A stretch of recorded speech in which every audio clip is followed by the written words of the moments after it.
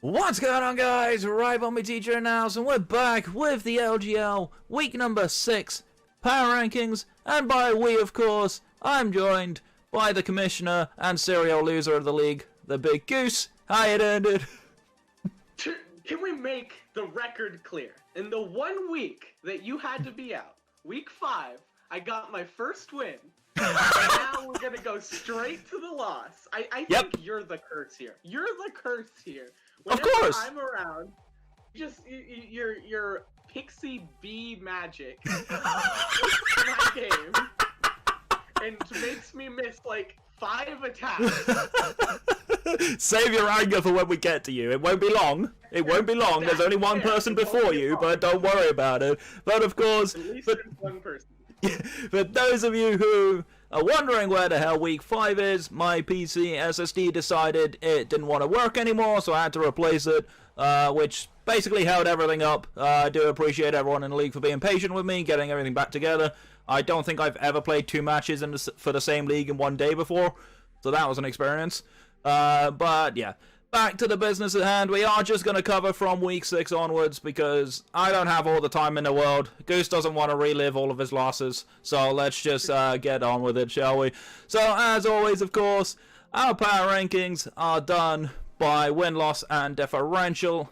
Win-loss being the primary factor because obviously the more wins is the better team.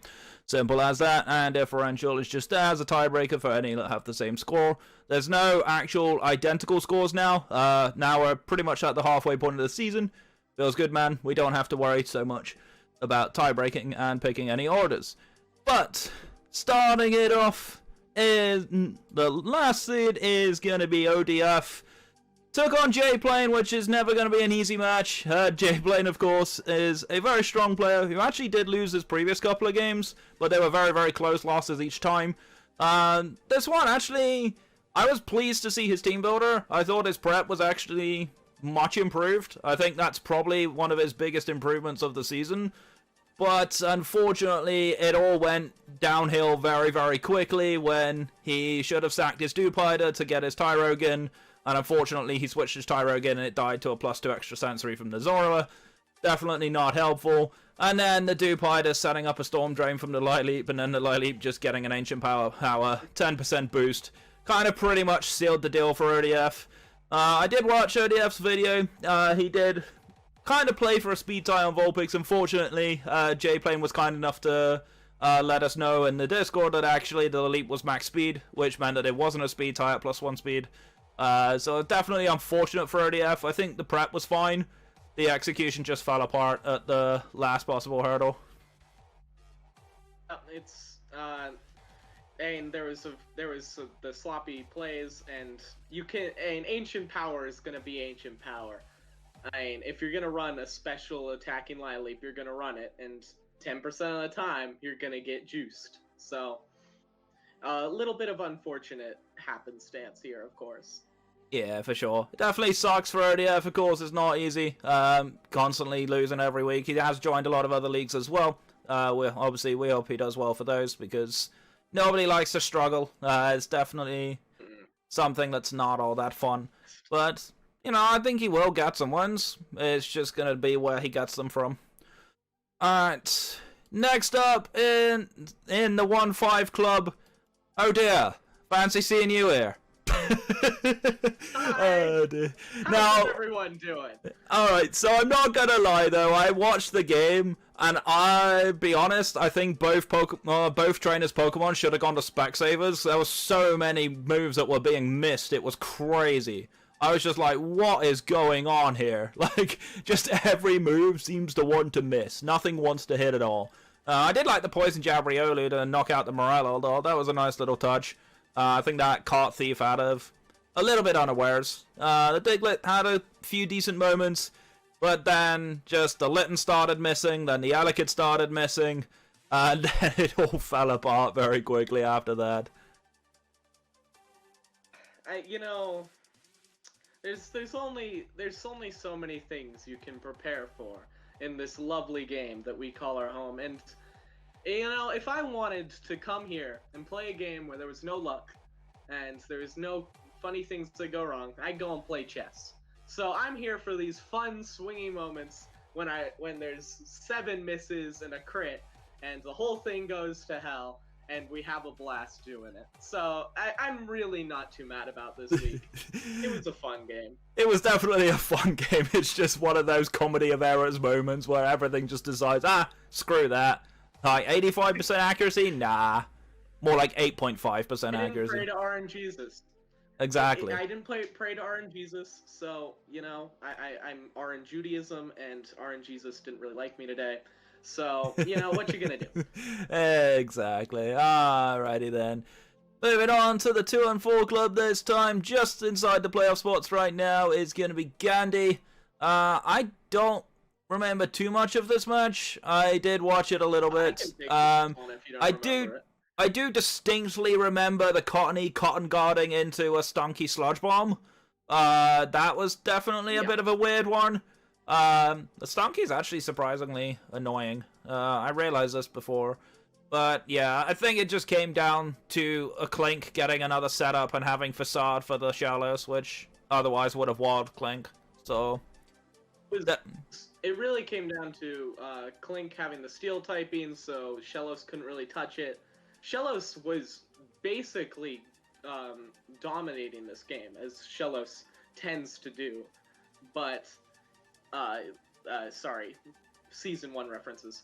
But when your main form of attack is Toxic and Scald, you can't really do anything about a Clink just sort of shift gearing in your face and taking out what left you have of your team.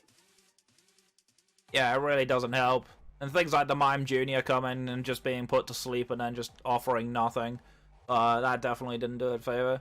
Well, I felt like Score Bunny had an okay chance to get back into the game, but after the shift gear was allowed to get up, then the Score Bunny couldn't do anything, so it definitely sucked for Gandhi. I think there were small little windows for him. I don't think he played the Barnaby very well either. That was something else that I remember quite distinctly. But yeah, there was definitely a lot of questionable decisions being made on Gandhi's end, and that definitely kind of cost him the game and put him well and truly out of the game.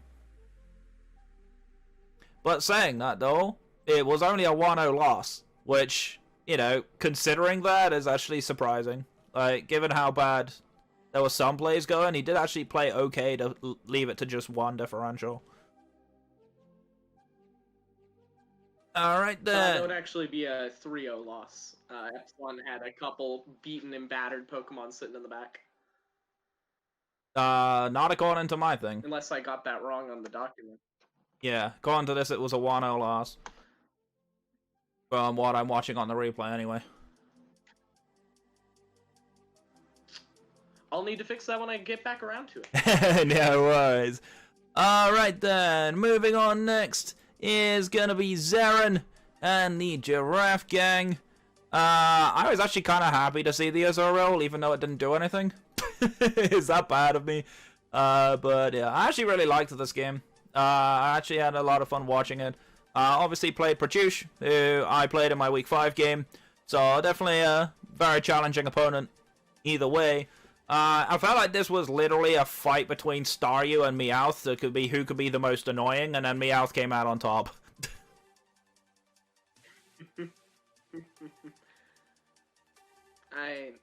Yeah, Meowth is just such a brutal beater, and you look at Zaren's team, and this, other than Phantump, he doesn't have a normal Phantump and Sandygast.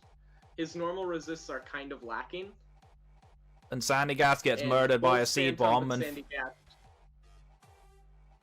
they're both weak to Feint if he brings Feint on his Meowth. So his team was kind of getting decimated by Meowth's priority any way you sliced it.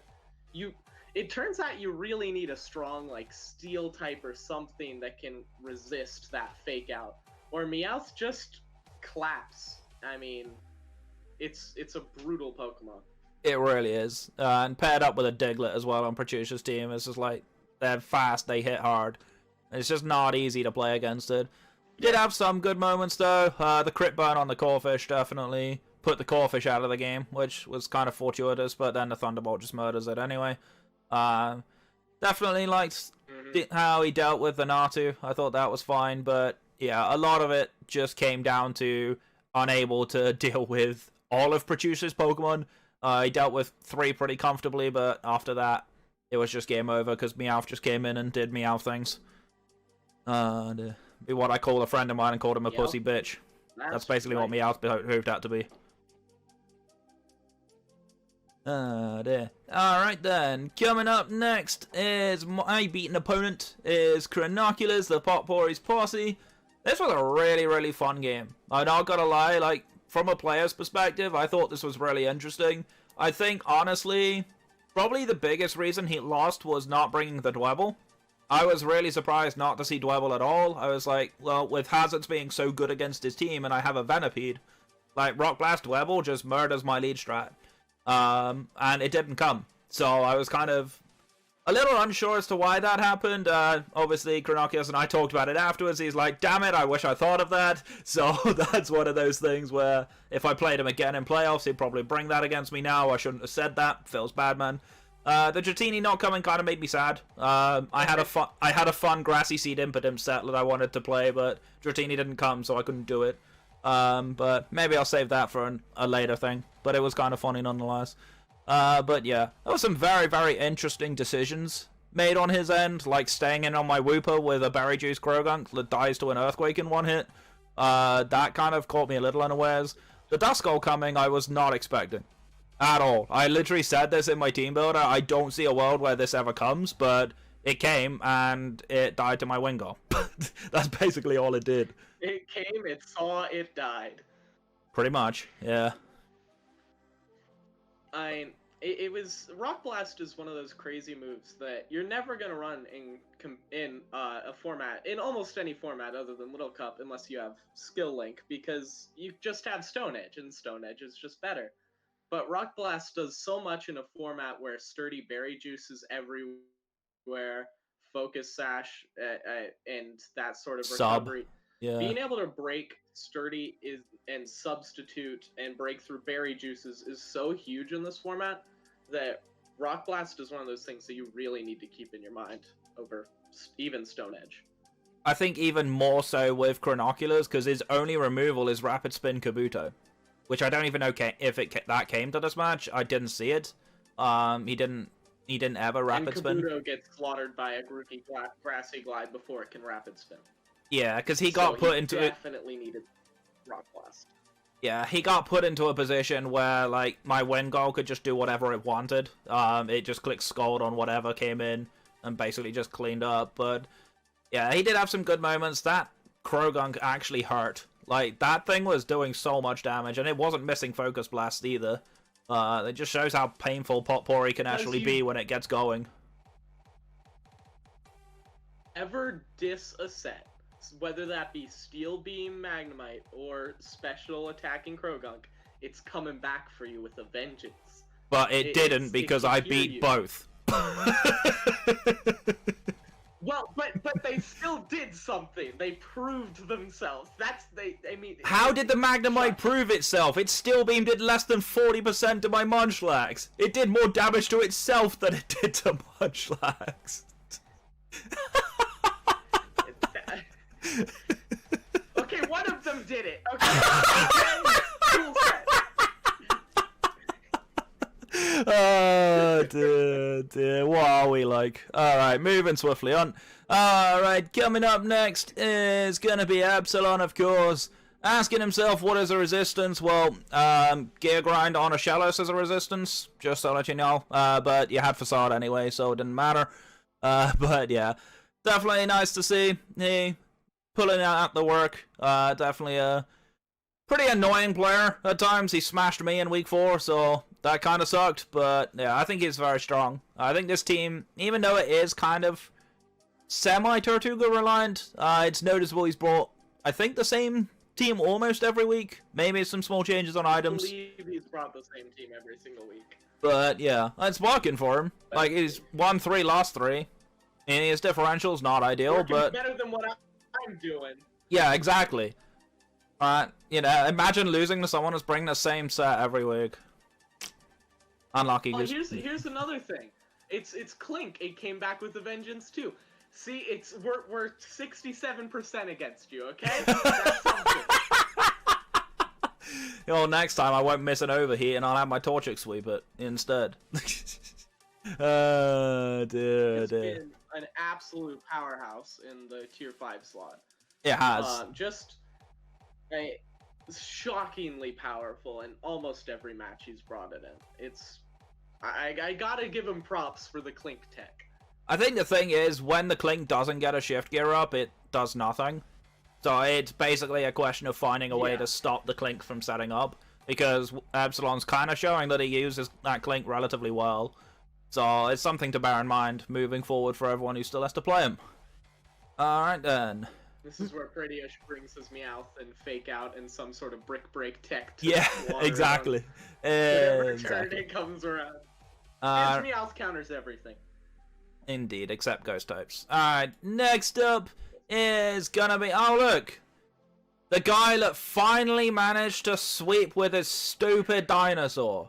Oh, dear, dear. And what a surprise he swept you with it. I'm just saying, maybe we should stop dissing his dinosaur. Like, you know, maybe we were a little too harsh on his dinosaur. Nah. Nah, this is the one game it was good. This is the one game it was good, so we'll let him off for this week. Alright. But, like, all jokes aside, obviously this was the other half of the comedy of missing game. But definitely was kind of fun. I actually really liked the Aron set that he brought, the Rocket head smashing. Focus Sash Aron was kind of interesting. Unfortunately, it missed a head smash, which it really could have done with hitting. Because it actually would have 2-hit KO'd the Litten even after the Intimidate.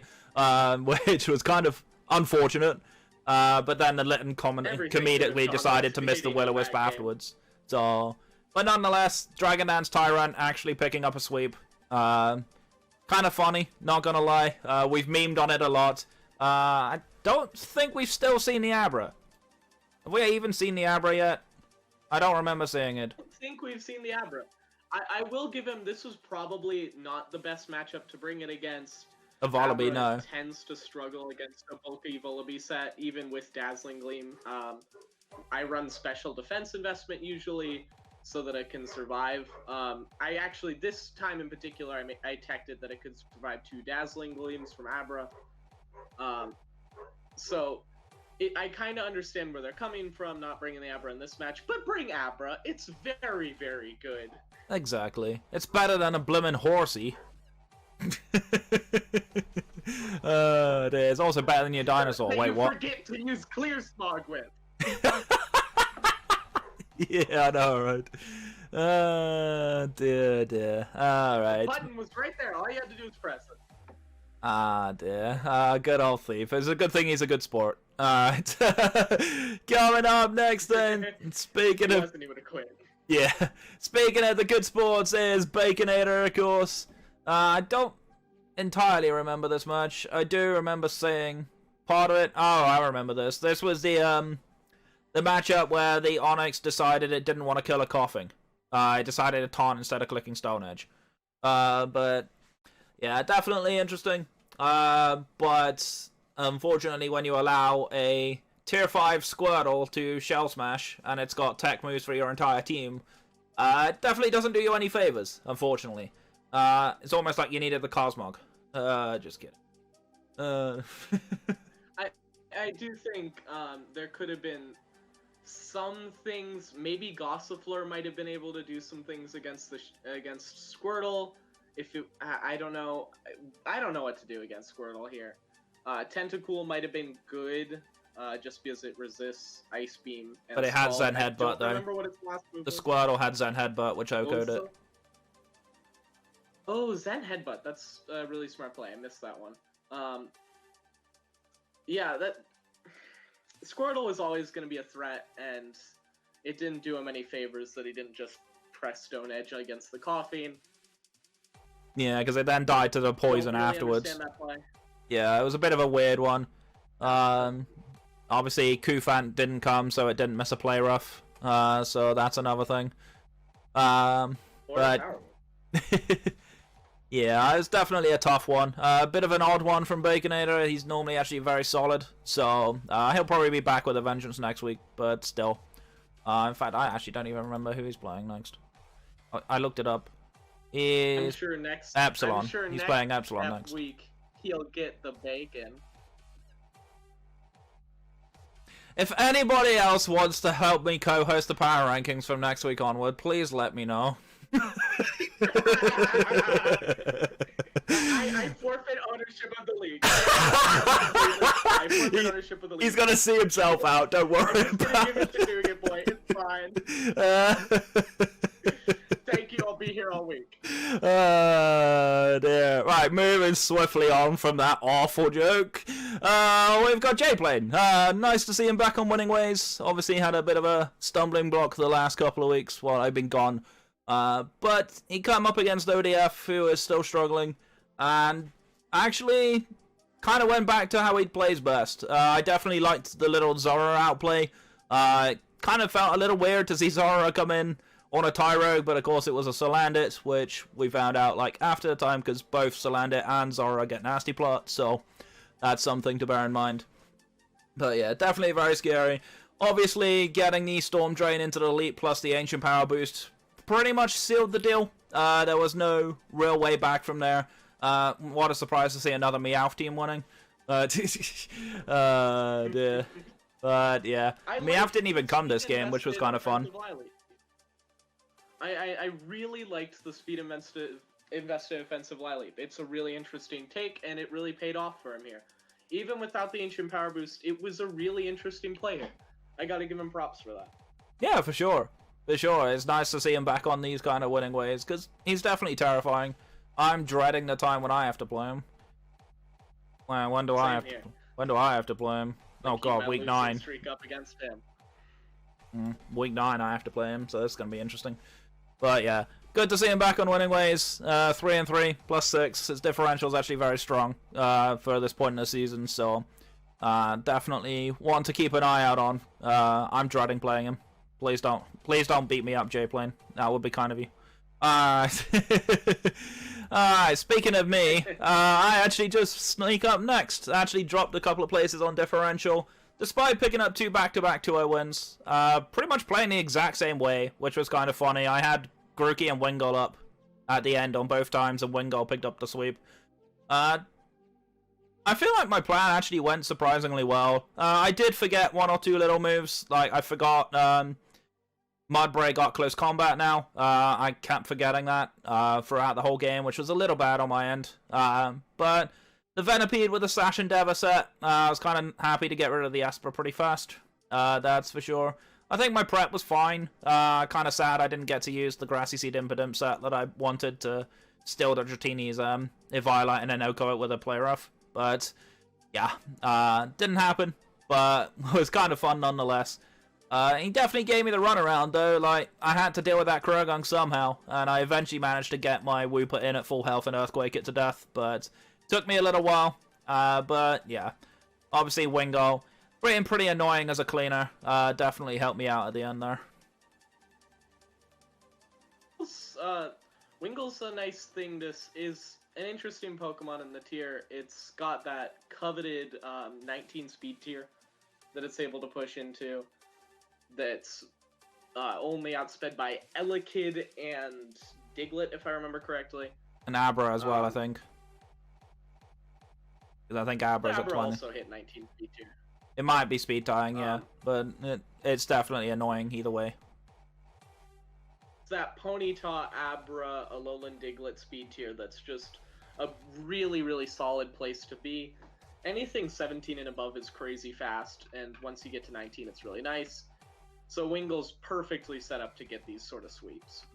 Yeah, exactly. Especially as I managed to get it to kill the Kabuto. How before it got the weak armor boost, obviously I U-turned into it first time round, which was a little stupid, but the Wooper was still up to eat the stone edges that the Kabuto tried to go for. So that's basically what gave me the health back on the Wooper. I basically had a free health back from Kabuto, which was kind of nice of him. But yeah. I still want to bring this bloomin' Rookity, but Exo keeps telling me off every time we team build together, so... Rookity's the only Pokemon on my team that hasn't come yet. It's the only one that hasn't come to a game. Everything else has come at least twice. So... It's a hard, inferior flying type in every way to Wingle. Oh, I know, but I still want to bring it, because I like bringing all of my mods. That's just me in general. Dear. But nonetheless, nice to be back. Nice to be back on winning ways. Hopefully that continues. I actually play Zarin this week, so that's going to be a tough match. It's nice to have you back on the server. Hell yeah, dude. I missed it. It was kind of we're kind of in a lull for the last 2 weeks, not having the power rankings to invigorate us. Exactly. Not having my awfully woeful British accent. But we're good for it. Alright. Moving on from me and my accent, we have Not Shady Kid and the Breaking Zelts, of course. This was the Squirtle sweep. Yeah, I remember this. Definitely justifying Squirtle's tier 5. I mean, what? But yeah. Nah, either... Yep. It's a very appropriate placement. Oh yeah, absolutely. The shell smash flip turn, like, rapid spin. Yeah, absolutely worth being down here. But nah, definitely... Makes sense. I think Not Shady Kid played this very well, though. I don't think there were too many, like, questionable plays that immediately just made me scratch my head and, like, what's going on here? Like, I feel like he just played to his endgame as he needed to. Obviously, he had 3 months that dropped. I'm trying to remember which one. It was the Jangmo, the coughing that eventually died after getting a surprise kill on the Onyx. What was the last one he brought? I don't even remember. Because I know Scraggy and Crocodile, Sandal didn't see the field. What was his last one that he brought? It was Anorith. Anorith he brought. That obviously dropped. I think that dropped relatively cheaply, if I remember right. I don't remember that doing too much. Yeah, it kind of dropped off. But either way, though, we got to see an epic shell smash sweep. We actually had quite a few sweeps this week. We were talking about that before we started recording. But this was a pretty nice, clean Squirtle sweep. Definitely one to keep an eye out on. Obviously, Squirtle after a shell smash is pretty terrifying at the best of times, especially as it gets a decent myriad of coverage moves to play with. So good prep on Not Shady Kid's part. Definitely interesting to see what he can do next, as he plays Thief next.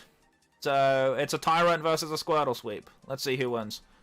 Tyrant does not seem well positioned at first glance here, but no, it doesn't. We'll have to wait and see. It really doesn't. All right. Probably wouldn't bring it in this match, but that's just me. Alright, moving on next then is gonna be Pratyush, of course, of the Jedi Chimchars. Pratyush actually had a fun match. We talked about the Meowth being a pain in the backside. Meowth was definitely annoying even against me. He C-bombed my Wooper, which I felt pretty sad about. But, but yeah, going into this match, he definitely had the right team. Obviously... this crit burn on the Corefish kind of sucked. It could have potentially have been a Dragon Dance sweep from there, but it was unlikely, in my opinion. But the Meowth just did so much work. Meowth's just proving why it's such a problem. I mean, there's a reason Jesus Demon Cat, Meowth, has made it is one of the very few select emojis on the esteemed Little Goose League Discord server. And it's a traumatic experience having to face off against Team Rocket's best little cat. Yeah, for sure. Definitely traumatic, unless you've got the priority moves to knock it out. But yeah, definitely terrifying. But nonetheless, Pratyush is still in pretty decent form. He's got... let's see, he actually plays J-Plane next, so that's going to be a very, very fascinating match, because J-Plane's breathing down his neck in terms of the standings right now. So, that's going to be a very, very fascinating match between two very good players. Fourth?